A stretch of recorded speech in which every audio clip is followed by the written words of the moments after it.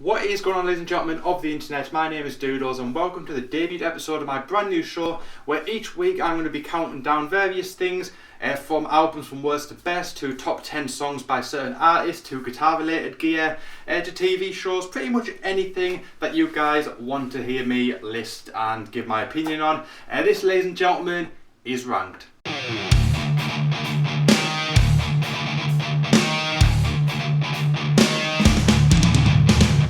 So for this debut episode of Ranked, we are going to be taking a look at the Guns N' Roses back catalogue and we are going to be ranking them from worst to best. For this list we are going to be excluding the Live Era album and the limited run Live Like a Suicide EP because it does appear on the GN'R Lies album.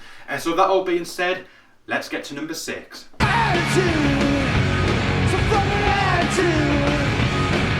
So coming in last place is the 1993 Spaghetti Incident album. After the hugely successful Use Your Illusion tour was over, Guns N' Roses went back into the studio and released an album of punk covers consisting of songs from bands such as The Misfits, The Damned, The UK Subs, and also a Charles Manson cover did make its way into the album also. This was the last album that they did, and then over the years that followed, Duff / Gilby, Matt, they all left or they all got kicked out of the band, and then they were replaced by the various members that came in the sort of 15 years between this album and Chinese Democracy. Definitely a low point in the career, and you can tell that the band was on its last legs at this point, which is such a shame because the band came off one of the biggest tours of all time, if not the biggest tour of all time, and then it all just went downhill. Some standout tracks from the album include Attitude, New Rose, Down on the Farm, and You Can't Put Your Arms Around a Memory. So while this was the band's lowest point, let's now go a little bit back in time and we'll head over to a happier time in the Guns N' Roses camp. All we need is just a little patience. So coming in at number 5 is GN'R Lies. The first half of it was the live EP, Live Like a Suicide, that came out prior to Appetite for Destruction, and the second half was acoustic songs, including the fan favourite Patience, which would be one of the most successful songs that they did.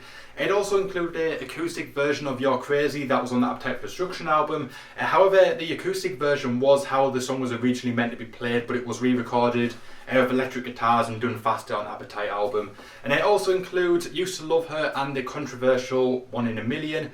This album, it's hard to say that it's a bad album because obviously coming in second to last place makes the album sound bad. It's not a bad album at all, but obviously just because there's a low quality live EP and the first half, and then 4 really low quality acoustic songs after. It's hard to sort of rank this one higher than maybe some of the more standout albums such as Use Your Illusion, Appetite for Destruction. So that is why it's in this place, in second to last place, but it is by no means a bad album at all.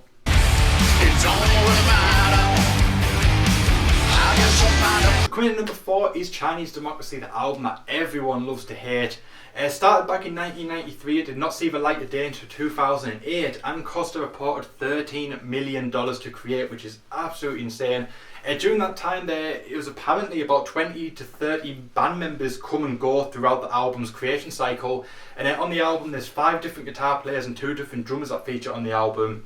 For the amount of money and the amount of time it took, you would expect that there would be some true masterpieces on there, but sadly it didn't live up to expectations of a lot of fans, and it got sort of moderate reviews at best. If you take away the fact that it says Guns N' Roses on the album cover and just appreciate it for what it is, there really is some pretty good tracks on there, including the title track Chinese Democracy, Shackler's Revenge, Better, Streets of Dreams, IRS, Madagascar, This I Love. There really is quite a lot of good songs on this album, and I think if you just sort of remove all thought of GN'R from your mind, just stick it on, I think you really will start appreciating it. I know I did. So although it was by far the longest, most expensive album that Guns N' Roses produced, it sadly was not the best one, but that's good news for us because there is 3 more Guns N' Roses albums that are a hell of a lot better, and that takes us to number 3.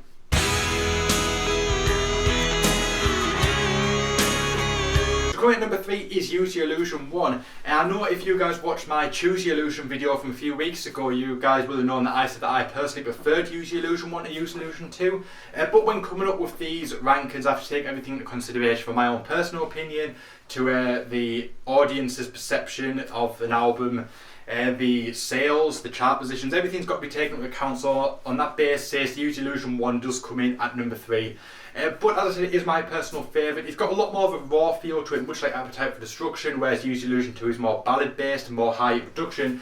This album features so many great songs, including Live and Let Die, which was the Paul McCartney The Wings cover, Don't Cry, November Rain, Coma, along with some Appetite style songs such as Right Next Door to Hell, Back Off Bitch, amongst many others. Pretty much all three of these albums coming up, you could just stick your headphones on and track one and just listen all the way through and just love the experience from it. These two albums came out and charted at number 1 and 2 respectively, which was absolutely just insane, and it kicked off a 2.5 long road too that saw the band catapult to heights that no one ever thought was possible. And while we're talking about Use the Illusion, that takes us to number 2.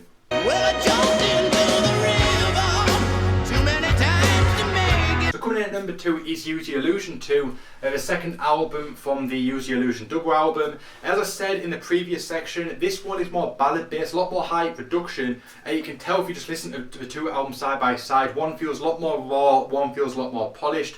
And Use the Illusion definitely was polished. From start to finish, it's just high production, really well wrote and really well produced songs. Like Use the Illusion 1, you can just stick this album on, you can just listen to it, and it's just absolutely fantastic from start to finish. But some standout tracks include Civil War, 14 Years, Estranged, and the Don't Cry alternate version, amongst many others. Everyone's got their own personal favourites, so stick it on and chances are you'll come up with a lot of songs that you really do like of it. But on that note, that takes us to number 1 and the album that many consider to be one of the greatest debut rock albums of all time, and without a doubt the greatest album that Guns N' Roses ever did, and that, my friends, is Appetite for Destruction.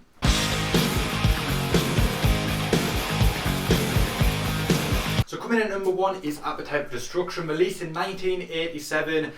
This is the album that catapulted Guns N' Roses to stardom, but it did not catapult them straight away. A lot of people would have assumed that this album would have took them from small-time LA band to international rock stars instantly, but it took about a year for the band to start picking up steam after the release of Sweet Child of Mine as a single in 1988. But this album is just near perfection in terms of a rock album. It's a story of 5 degenerates trying to survive LA and all the things that come with it, from drugs, sex and violence. For standout tracks, I could pretty much just list the track listing for the album if I'm perfectly honest. There's pretty much no bad songs on the album, but some of the best ones include Welcome to the Jungle, It's So Easy, Night Train, Mr. Brownstone, Paradise City, My Michelle, Sweet Child of Mine, and Rocket Queen, which I think is about 2/3 of the album that I've just listed. But it's absolutely fantastic. It takes you through a 53-minute journey through the hellhole of LA and the slums and the behind the scenes stuff that you don't see on TV when it comes to Los Angeles. It's absolutely fantastic.